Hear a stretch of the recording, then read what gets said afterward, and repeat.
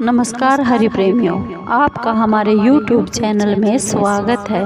हरि प्रेमियों, कैसे हैं आप? उम्मीद है आप सब अच्छे होंगे। आइए जानते हैं भादो मास की अजा एकादशी व्रत, तिथि, शुभ मुहूर्त, पूजा विधि और पारण समय क्या है और व्रत की कथा क्या है। हरि प्रेमियों, उससे पहले अगर आप हमारे चैनल पर नए हैं तो प्लीज़ चैनल को सब्सक्राइब ज़रूर कर लीजिए और बेल आइकॉन को ज़रूर दबा लीजिए ताकि आप तक हमारे सारे नोटिफिकेशन पहुंच सके। हरि प्रेमियों, आपका एक भी सब्सक्राइब हमारे लिए बेहद मायने रखता है। आइए जानते हैं अजा एकादशी का व्रत कथा, पूजा विधि, शुभ मुहूर्त और पूजा विधि शुभ मुहूर्त क्या है। हरि प्रेमियों, भादो अजा एकादशी का व्रत 10 सितंबर 2023 रविवार के दिन रखा जाएगा। अजा एकादशी की जो आरंभ समय है वह 9 सितंबर 2023 शाम 7:17 पर होगा। अजा एकादशी तिथि का जो समापन समय है वह 10 सितंबर 2023 रात 9:28 पर समाप्त हो जाएगा।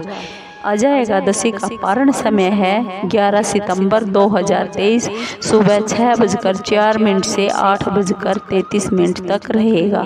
इस समय तक आप अजा एकादशी का पारण कर सकते हैं। हरि प्रेमियों, अजा एकादशी भाद्रपद कृष्ण पक्ष की एकादशी तिथि को कहते हैं। जो व्यक्ति अजा एकादशी का व्रत सच्ची श्रद्धा, भाव और विधि विधान के साथ करता है उसे अश्वमेध यज्ञ के समान फल मिलता है। हमारी धार्मिक मान्यताओं के अनुसार एकादशी तिथि भगवान श्री विष्णु को बहुत ही प्रिय होती है, इसलिए इस दिन भगवान श्री विष्णु की आराधना की जाती है। हालांकि एकादशी के दिन कुछ नियमों का पालन भी करना बहुत ज़रूरी होता है। इस व्रत में भगवान विष्णु जी की पूजा अर्चना की जाती है और मान्यता यह है कि अजा एकादशी की जो कथा व्रत सुनने पढ़ने से अश्वमेध यज्ञ का फल मिलता है। जाने पूजा विधि। अजा एकादशी के व्रत के दिन सुबह ब्रह्म मुहूर्त में सुबह उठकर स्नान ध्यान करके भगवान श्री विष्णु की पूजा अर्चना जरूर करें और फिर कथा श्रवण करें, फिर आरती उतारे और कुछ नियमों का पालन करें।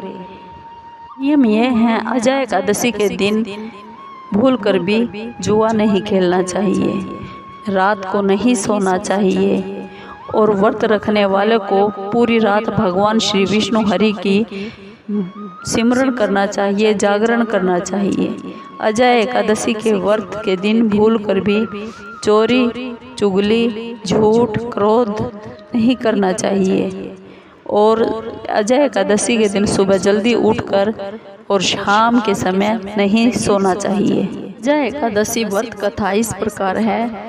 एक राज्य में हरिश्चंद्र नाम का एक राजा था। वह अपने राज्य को राजा बहुत ही प्रसन्न रखता था। राज्य में हर्ष और खुशहाली थी। कुछ समय के बाद उस राजा हरिश्चंद्र का विवाह हो गया। राजा का एक पुत्र हुआ, लेकिन दिन बदलने लगे। राजा के पिछले जन्मों के कर्म उस के आगे आने लगे, जिसके फल के स्वरूप राजा को बहुत ही दुख भोगना पड़ा। राजा के राज्य पर दूसरे राजाओं ने कब्जा कर लिया। राजा दर की ठोकरें खाने पर मजबूर हो गया। अपनी 2 वक्त की रोटी के लिए राजा हरिश्चंद्र एक चांडाल के पास काम करना शुरू कर दिया। वह मृतकों के शव को अग्नि देने के लिए लकड़ियां काटने का काम करता और अपने जीवन को बिताया करता। लेकिन राजा को अपने जीवन से बहुत दुखी राजा को यह समझ आया कि वह जरूर अपने पिछले जन्मों का कर्म काट रहा है और उसकी वजह से उसकी यह दशा हुई है कि वह रोटी के लिए भी मोहताज हो गया है। एक दिन राजा लकड़ियां काटने के लिए वन में गया वहाँ लकड़ियाँ लेकर जब वह राजा घूम रहा था तो अचानक उसके सामने गौतम ऋषि आ गए। राजा ने उन्हें देखते ही गौतम ऋषि के सामने हाथ जोड़े और चरणों में पड़ गया और बोला, हे ऋषिवर, आपको कोटि कोटि प्रणाम है। आप तो जानते ही हैं कि मैं इस समय जीवन के बहुत ही बुरे दिन बिता रहा हूँ। आपसे मेरी विनती है, हे संत भगवान, मुझ पर दया कीजिए, मुझ पर अपनी कृपा कीजिए और दया करके बताइए कि मैं ऐसा क्या करूं जो इस नरक जैसे जीवन को पार लगाने में सक्षम हो जाऊं। गौतम ऋषि ने कहा, हे राजन, तुम परेशान बिल्कुल भी मत होना।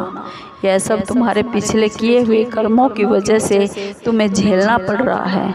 कुछ समय के बाद भाद्रपद माह आएगा।